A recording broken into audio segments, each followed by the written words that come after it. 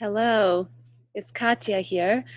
I'm up in the mountains above Boulder, Colorado, and there's a saying, and I've heard it, it's a folk saying, um, and it goes, grief, when shared, is cut in half, and joy, when shared, is doubled.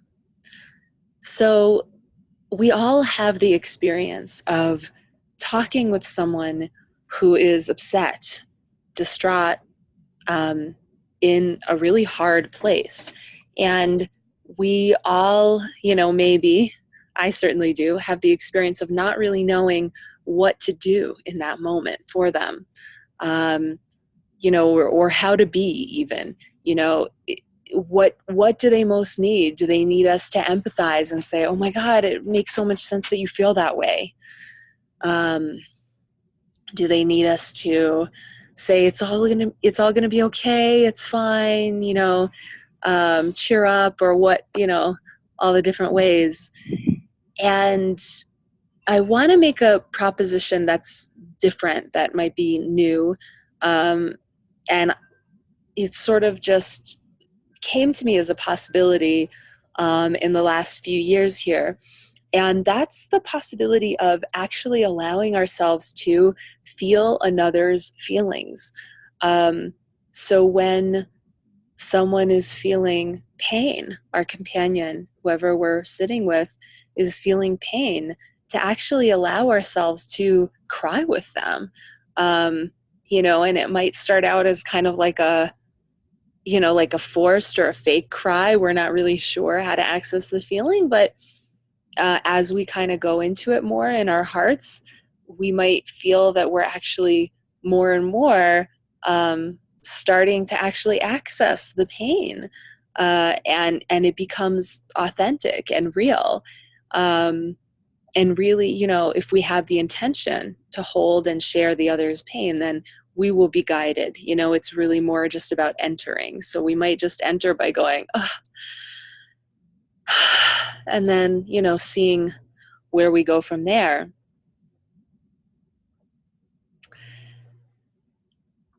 And then, it can be the same with joy. So when someone feels joy, allowing ourselves to actually be happy with them, and not just say that we're happy, actually kind of make an effort to explore I don't know if effort's the right word, but just really explore with curiosity. Can I feel in my body what they might be feeling? And this really comes out of an understanding that we're all, it's a cliche to say we're all one. However, if you think about aspen trees, which we have many of up here, they are all one in a very tangible, practical sense. They share a root system. You can think of fungi the same way, where there will be systems, where really, if you look underground, it is all one organism that we're talking about. And what's going on over here is going to affect over here. And so, we're starting to realize as a species, as a, human race, for lack of a better description, that we are like this. We actually are one system. We actually are one organism. And no matter how hard we try, we're actually not going to be able to separate ourselves from the suffering that's going on the other side of the world. We can try to isolate ourselves from it as much as possible, but we might find ourselves, just being depressed and not knowing why, for instance, or having, panic attacks and not knowing why. And maybe the last thing we would think of is, oh, well, my brothers and sisters, my fellow humans are suffering, and gosh, I'm feeling the impact of that. And, and even without knowing and recognizing that that might be the case, my experience is that it does work that way. We don't operate in isolation. So what does it do when we share each other's feelings? Well, it's kind of in that folk saying is that the pain is halved, it's cut in half, in that you have someone that's consciously saying yes to holding it with you. And if you have joy, then you're sharing the joy. And how beautiful is that, to go around rubbing off joy on others, and so here's the thing to understand about emotions and feelings. So we can see in the language, even if we're looking at the language of the word emotions and the word feelings. So emotions have the word motion in them, and it's very much the case, from my observation and my training, that emotions need to be moved. They need to move. And it's really just when we shove them down or we're not comfortable with them, we say, I don't want to feel that. I'm going to go do something. I'm going to go eat. I'm going to go drink. I'm going to go check out in some other way, watch TV, play pool, whatever our thing. And it's not those things in themselves are bad, but we become so masterful at using them to not feel our feelings. So when we it's only when we actually don't feel them that they become problematic, right? They actually start to knock on the door harder and harder. And, some posit that this turns into illness physically. And,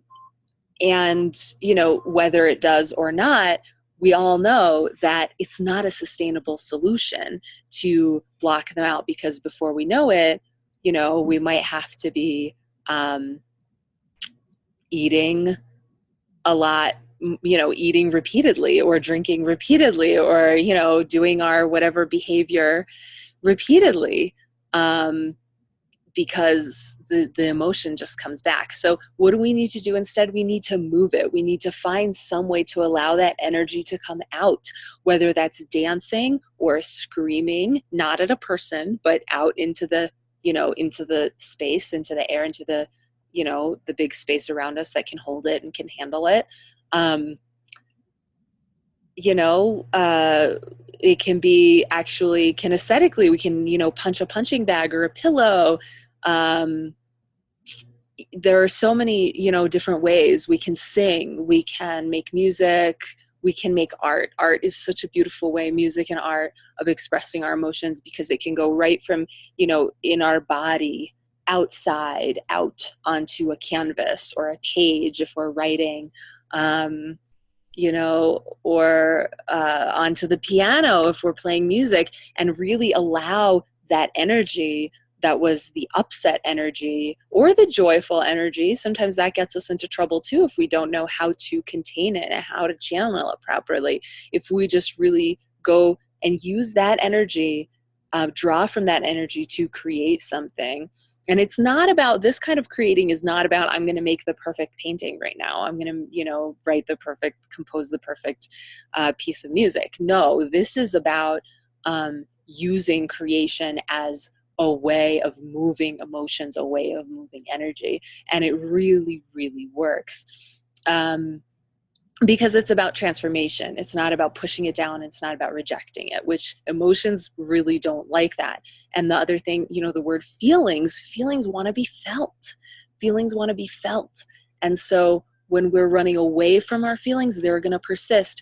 But if we just take the time to feel them and to recognize that emotions and feelings are transient, they will not last.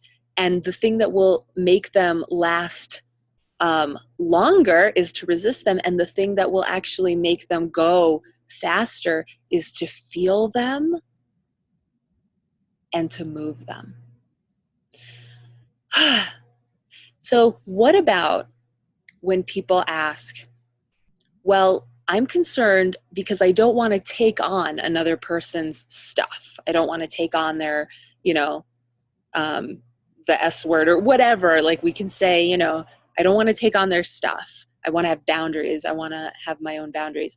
And there's a place for that. And I want to just posit that that way of looking at things actually comes out of that fear comes out of not recognizing that emotions do move, they are transient. And if we're conscious and awake and aware about how we are, you know, feeling another's emotions with them, and then actually using that willingness to feel their emotions to actually help move the emotions more quickly, to actually help get the energy moving, to, you know, then we're not at risk of, you know, of taking on anything and having it be stuck there.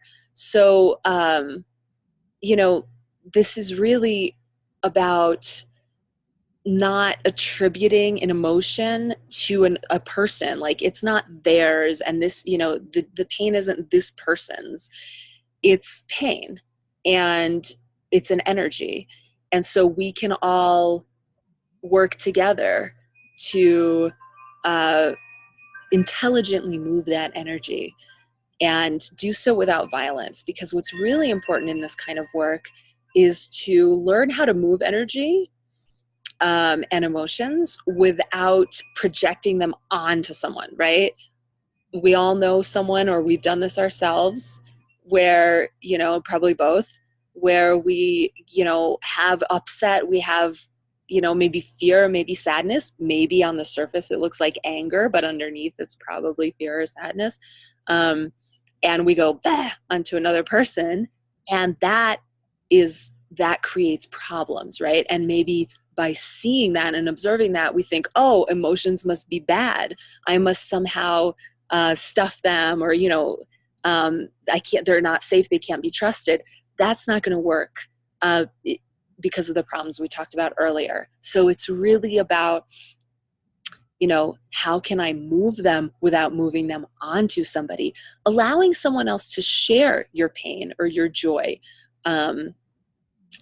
you know, allowing someone else to share your feelings is not the same as spewing your feelings onto them. It's really, really different. Allowing someone to share your feelings is a very intelligent, co-creative process, solutions-oriented process. And it creates bonding, and it creates trust, and it creates safety for all the parties, because at the end of the day, we all need each other's help if we're going to you know, to really do this thing that we're doing right now on this planet. So, you know, with waking up to ourselves, etc. Okay, so that's all, I think. Let me see if I have any more notes. Yeah, so just, you know, I think, you know, the only thing I want to say is that when we, you know, what we resist persists. And I said this earlier. So if we're chronically resisting feeling the pain of others, we're really only holding ourselves back from knowing our own fullness. When we take the brave step of following a feeling or emotion, whether it's our own or it came from someone else, from beginning to end, and really feeling it without stepping away, without going to distract ourselves with activity or food or anything else, when we actually experience it from beginning to end, what we walk away with is an incredible sense of empowerment and creative energy. And then we can really use that to, to grow at an incredible astronomical rate. This is the kind of work that grows us at lightning speed. You know, we start to really not recognize ourselves because we're increasing our capacity so much. So experiment with it, play with it, and I can't wait to see you again at katya.coach. And that's all. Okay, bye-bye.